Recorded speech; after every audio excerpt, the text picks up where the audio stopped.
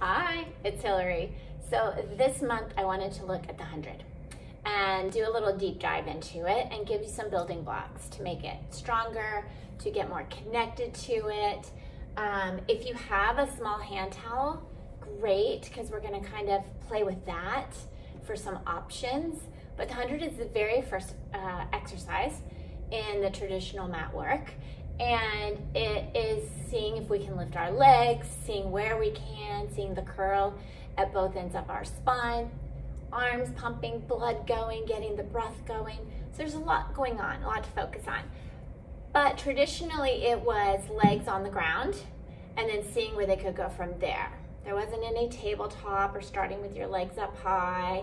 And so we're gonna kind of go through that and give you ways to build, because even if you don't lift your legs, maybe eventually one day they come up, and trust me, I've seen it happen. So there's some ways to kind of build for the 100, and let's start with just what's called the lift. So you lay on your back, arms at your side, and I want you to just feel like you're reaching your legs as far as you can, like really lengthening them together and away. And all you're gonna do is let your head come up, curl and look towards your feet. And I mean, bring your chin down. Try to lift your shoulders off the mat and reach your arms. That's a lot of work, right? So we're not back here. I mean, really get those shoulder blades just barely kissing the mat. And see if you can reach your arms even further and then reach those legs. And you feel that, right? It's already going. So you could just do your 100 there, right? Because it's awake. And bring it down. And let's try that again. Just curl it up, look towards your feet, squeeze the legs together and try to reach them away. See if you can maybe reach them so far that they maybe float up a little bit. Don't lift them, but just let them kind of unweight. And if you did, great. If not, just holding them and reaching them is work, right? So you can easily just do the 100 here and all the while feel like you're gonna reach and lift your legs. So that's one version, just to kind of keep it where you don't strain yourself lifting. But what about the people that, or if you have where you feel like your neck is doing all this work? And yes, our neck is working when we curl up, but we want to be able to be curled so far up that our head is forward and the weight is forward. But if not, why not just grab a little towel, and we're going to place it behind your head, elbows forward, and I want you to really feel like you're pulling your head up with your arms. Try to pull up, and that's work. You can feel it, but your head has some support here, and then from there, you could just do your inhale and exhale. You don't have to pump the arms. You're just working on staying in that curl. So that's another option for you, because really what you're looking for is that curl at both ends and that feeling of the legs.